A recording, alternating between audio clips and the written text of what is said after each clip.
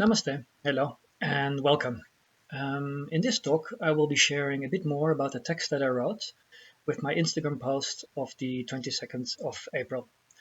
Now, the picture of this post shows a linga surrounded by smaller lingam, each having a bronze-looking cobra adorning them. Behind the shrine, you can see a ceremony is being taken place, and the priest here is male, but most of the people involved in the ceremony are women.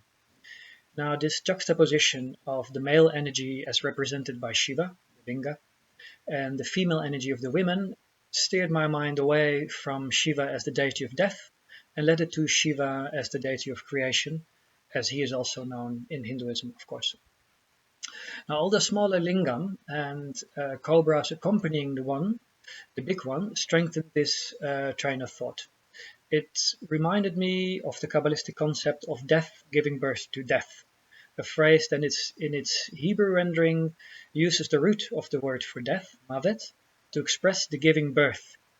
So, strictly speaking, this then would read as death causing death to go forth from itself, but with the implications of creation, duplication, not of ending something. Now, no matter how fascinating this concept in itself is, since the more prevalent expression of these processes of creation involve the more regular representation of the creator, Brahma entered my musings at this point, and it is this power that eventually ended up in the caption that I used to accompany the photo. Now, the accompanying caption reads, I have always liked the overlap between the Sanskrit word Brahma, the Hindu creator, and the mystical concept expressed by Abraham, a word, name, that Kabbalistically also implies the creation of heaven and earth. Now, having just addressed the featuring of the Hindu creator Brahma, let me continue with talking a bit more about the mention of the biblical patriarch Abraham. Now, although when separating the opening A of Abraham from the rest of the name, there is a clear similarity with the word Brahma, the comparison does not end here, of course. So let me elaborate. Even though known to most as a male figure from the biblical text, the way Abraham is written in Hebrew and the numerical value of this word Kabbalistically entails much more than a reference to a person. Now, as I mentioned in the caption, Abram implies the creation of heaven and earth. This is not so, however, because in the Bible Abraham functions as a creator. Having said this, let me add that this is only true in a literal sense. There is one action in particular, namely, mentioned in Genesis 12:5, that did, for the Kabbalists, install the idea of Abram having creational powers.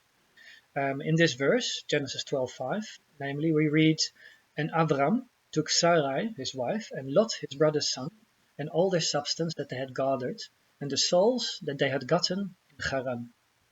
Now the verse continues, but it is in these last words, they had gotten in Haran, that we find the key to the Kabbalistic secrets. The verb used here for to get, la'asot, namely, really means to make.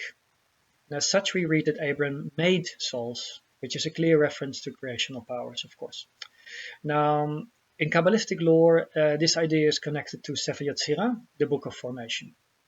I'm calling it the Book of Formation, even though it's often called the Book of Creation. It might seem a small difference in translation, but the words for to create and to form denote different Kabbalistic worlds, and that's why I'd like to call it the Book of Formation. Now, and at the end of this specific book, we read that it's actually ascribed to the patriarch Abraham. But more to the point, it is by means of this highly interesting book that Abraham is said to have made those same souls that were mentioned or are mentioned in Genesis 12:5. Now here another avenue for perusal opens up. Abraham, namely, is not, according to Kabbalah, the only person who is said to have used Sefer Yetzirah to make a human being. Another well-known instance is that of Rabbi Eliezer of Worms. Now, the latter was part of the Jewish mystical stream called Chassidei Ashkenaz, the pious ones of Germany. Now, this stream belongs to the 13th century, as opposed to the 18th century Chassidim, a stream that was headed by the Baal Shem Tov, the master of the good name. So we're talking about the 13th century stream of Jewish mysticism. Now, Rabbi Eliezer, together with a contemporary of his, of the same stream, wrote a commentary on Sefer Yetzirah, the Book of Formation, and can be, because of this, accredited for the lore about the so-called golem.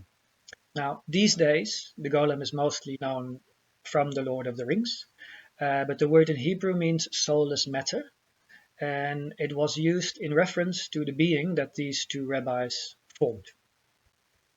Now, this mystical magical exercise, we are assured in the text, was not done for any egotistical reasons. It was solely done to praise the Creator, the power of the Creator. Now, the golem, who had 3 letters spelling the word for truth, emet, written on its forehead, actually arose, we are told, or we read, after which the rabbis quickly erased the first letter aleph of this word on his forehead, or on its forehead. The word for truth just turned into the word for death. So emet turned into mavet, and accordingly the golem collapsed back into a state of thorough lifelessness. Now, all of this is not only relevant to Abraham because of the involvement of Sefer Yetzirah, that is a credit to him, and the creational applications of this book, but also specifically because of the creational powers ascribed to the Hebrew letters.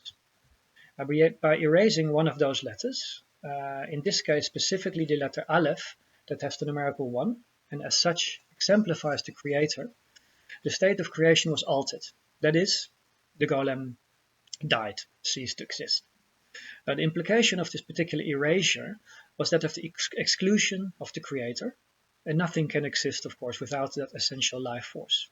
However, to Kabbalists, all of the Hebrew letters have similar creational powers.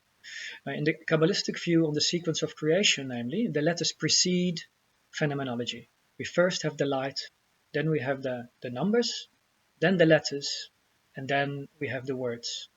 The words then are the souls of the things in phenomenology.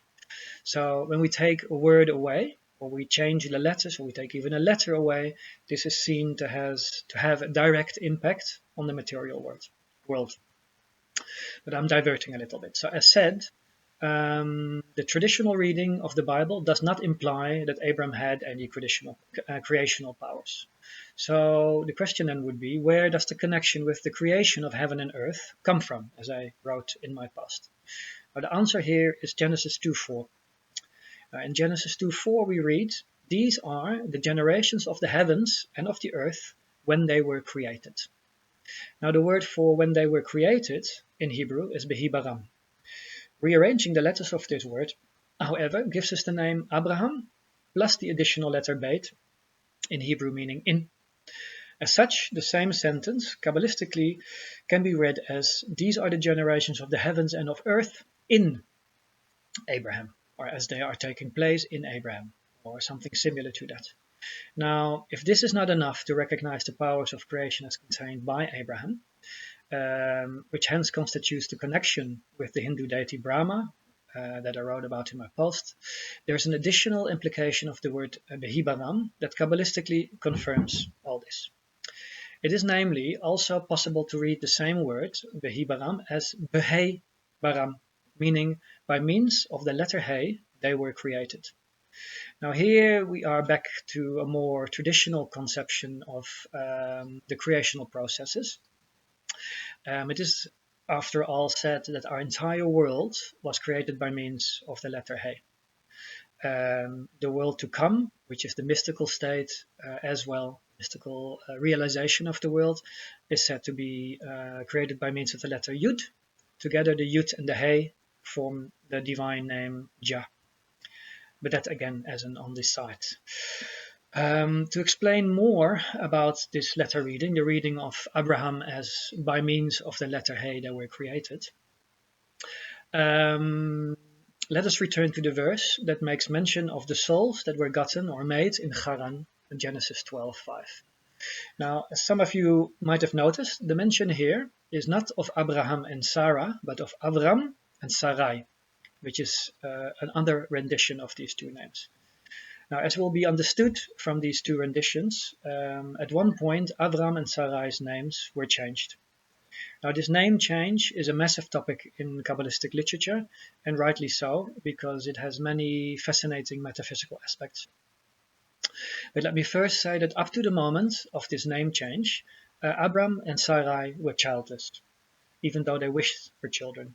Now, immediately following the name change, Sarai, who was then called Sarah, fell pregnant. Now, one of the many profound details of this story, numerically, is that the name change altered the numerical value of Abram's name from 243, Avram, to 248, Abraham.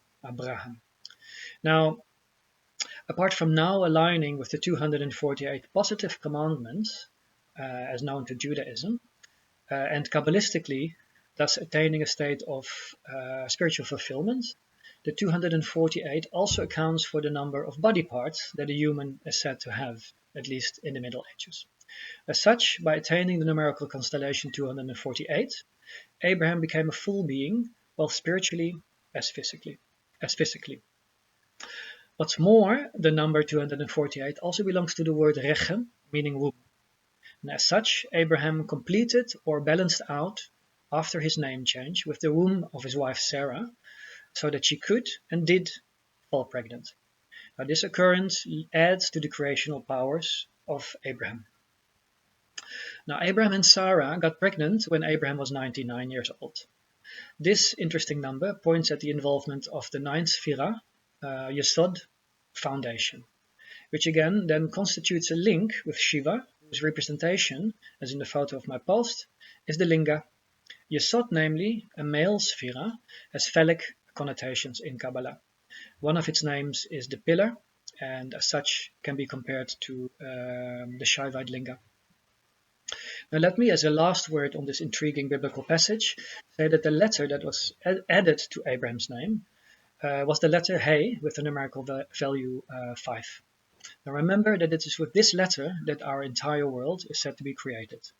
It's also the same value 5 that was subtracted from Sarai's name, turning her name into Sarah, and balancing her relationship with Abram out, and of course balancing out the male and female elements of creation, as a result of which she fell pregnant. Now, the letter He, as a creational power, is not a deeply interesting subject. It is conceived as thoroughly feminine, just like our entire world is said to be completely feminine. And the analogy here with Shakti is, of course, clear. Now, one of the other main characteristics of this letter He is that it features twice in the so-called names, the name of names, the Tetragrammaton. Now, this name, spelled with the letters Yud He Vav He, is considered to constitute the boundaries of creation. At the same time, it's mystically seen as a ladder to direct contact with ultimate reality. This first letter He belongs to the third Sephira of the constellation of the divine emanations, the tree of life. This Sephira is called Bina, and also bears the name Mother. The second He of the name of names, the Tetragrammaton, is placed in the last 10th Sephira of the tree of life, called Malchut, the kingdom, and which is our present world, also called the daughter. So as such, we again recognize the feminine aspect, the feminine essence of the He, and the number 5. There is, however, a third number 5, which is related to the fifth Sphira, number 5, fifth Sphira, the Sphira that constitutes the numerical reality of the number 5. In the terminology of Sefer Yetzirah, the numerical being 5. But this emanation in Kabbalah is called Gebura, translated as strength, power, and can be compared to the Hindu Kali for various reasons, none of the least because of the other names that Gebura has, Din, judgment, and Pachat, fear. Now, the idea of fulfillment, of completion that we encountered in the name change of Abram pertains mostly to this Sphira Gebura. It is the most dynamic of all the Sephirot, and bears the ancient name Dynamis, indicating these dynamics, and it relates to topics as the mystical revolution of fear-based thought into mystical seeing. Now, without going too deeply into these mesmerizing topics, let me say a bit more about this feminine trinity: Bina, the mother; Bura, the fifth; and Malchut, the daughter. Now, although each of these Sephirot has their own numerical value, each with layers upon layers of secrets, this trinity can also be reflected by the triple five. And with the inclusion of the number 555, we are back at the photo of the Instagram post that I'm discussing. Now, said the photo is of a group of mostly women that are partaking in a ritual on the foreground, with on the foreground the linga surrounded by smaller lingam. Now, each linga has a cobra of a bronze-looking material adorning it. Now, in my eyes, beautifully harmonizing, and one of the reasons why I chose this combination of caption and photo, both the number 555 and the word for bronze Kabbalistically denote the snake as well. Now, let me explain this. Now, in the biblical context, the snake is mostly known from the passages dealing with the Garden of Eden, or in particular the interaction between Adam and Eve and the so-called forbidden fruit. Now, in the English interpretation of these passages, we learn that the snake tempted Eve to eat of the forbidden fruit, and the supposed end result of all of this was the eviction of both Adam and Eve from the Garden of Eden. Now, Kabbalistically, that is, when delving into the deeper, more realistic levels of this story in its original Hebrew, these events have no moralistic implications, but rather deal with the unfolding of the Godhead, in which both woman and the snake play essential and positive roles. Now, this is a very large topic, very interesting, about which I have written an entire book called Zen and the Genesis of Tahoe. And because of the magnitude of this subject, and because I would like to stay close to the Instagram post I'm elaborating on, I will only share a few elements of this subject. Now, firstly, the word used to indicate the snake in its role in the Garden of Eden is Nachash. Now, founded on the numerical value 358, which it incidentally shares with the word for Messiah, Mashiach, implying an energetic connection between the snake and the Messiah, this word also bears the meaning bronze. Secondly, the snake as Nachash is not the first snake mentioned in Genesis. This honor namely goes to the word Taninim, as it is used in Genesis 1:21. Now, in the English translations of the Bible, this word in this instance is translated as a great whale or a great sea monster. In Isaiah 27:1, the same word is linked to a dragon, but in Exodus 7:9-10, however, it's actually called a serpent, and it is in this way that I understand the word as well. Now, this first featuring of the snake in the Bible, the plural Taninim, has the numerical value 555. As such, the fact that the cobras on the photo of my Instagram post are bronze colored links them to the snake as Nachash in the Garden of Eden. This then also links them to the creational processes that the story of the garden is part and parcel of course. Now, the fact that the creational hay in its tripartite representation Kabbalistically also spells the first biblical word for snake cements all these relationships and overlaps. Now, bringing all the aforementioned aspects together, we are now facing a feminine creational snake. Now, this, of course, is hardly a new concept. As far back as Sumerian culture, we encounter the feminine snake as a creative, healing power.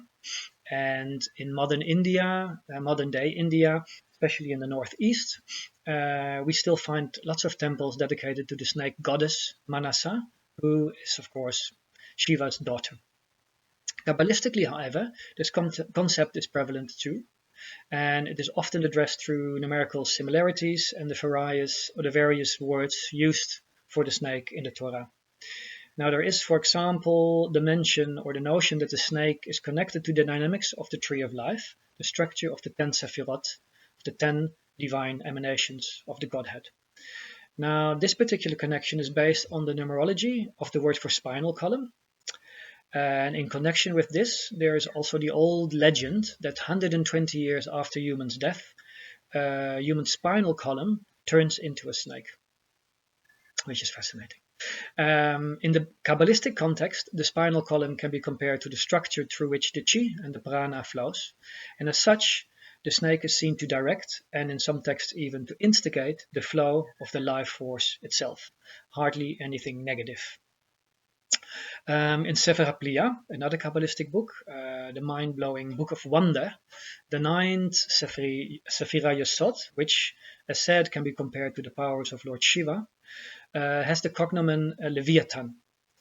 Now, in the Kabbalistic commentary on the Torah by the Italian Kabbalist Recanati, Leviathan is identified as the power by means of which the heavenly influx, the chi or the prana or the life force itself, comes down. Now, since the numerical value of Leviathan is the same as that of the last Sphira Malchut, namely 496, Malchut, the daughter, both share an existential root, an existential energetic root. As such, the snake and feminine creation as we know it, Malchut, Shakti, are stated to be the expression of exactly the same energy.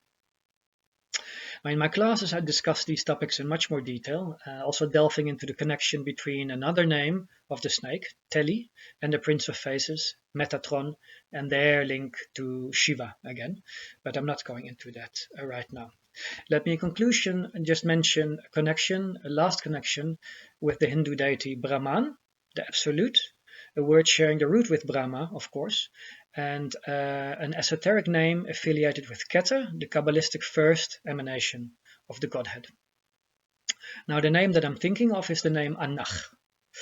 Now, dividing this word into two parts, the one part An, indicating the pre-creational state of things, and the other part being the letter Chav, always denoting Keter, the first emanation. This name outlines the mystical archetypal reflection. Now, this concept deals with the dual nature of creation as compared to the singular nature of God. And it explains that the dual state does not come forth from something dualistic in the united one, but that it is the result, rather, of the one being, the oneness, reflecting itself, making for the concept of the two. Now, this is reflected by the name Anach, and is another fascinating link with what we are talking about. Now, Anach as a name of the snake does not feature in the Tanakh as such. It only occurs as a word meaning plumb line in Amos 7, 7 and 8. Now, in Amos 7:8 we read, "I will set a plumb line in the midst of my people." Now, the Hebrew words for this sentence can be read as, the name Anach is contained inside. Now, this sentence carries an echo, Kabbalistically, of the phrase Shmo Bekirbi, which is actually the proof text for Metatron's divine status, linked to the number 314, which then further relates to the divine name Shaddai, which in its turn belongs to Yesod, the Kabbalistic version of Shiva. Here it is describing the same divine status, the Shaivite status, to the name Anach. Now, the translation of Anach into plumb line in the English rendering of this verse is limited, of course, clearly pertaining only to the story layer of the text, not the Kabbalistic layer. But even in this sense, it denotes Teli, one of the names of the snake, with the dividing line from which the celestial spheres are said to hang. Now, delving deeper and looking at the proposed synonym of this word Anach in Sanskrit, we find that it is Naga. Now, Naga, of course, means cobra and is part and parcel of Shiva's reality. Now, as such, we find that Kabbalistically, even the roots of creation, the pre-creational state of things, is connected to the snake. And hence, there is a final connection between creation and the snake, as is reflected by the photo of my Instagram post of the 22nd of April. Now, these were just a few thoughts behind me choosing the text to accompany the photo. Most of my posts on Instagram have similar trains of thoughts behind them, and I will be talking about this in the future post here on my channel. Thank you for your interest. I hope this was interesting, and namaste.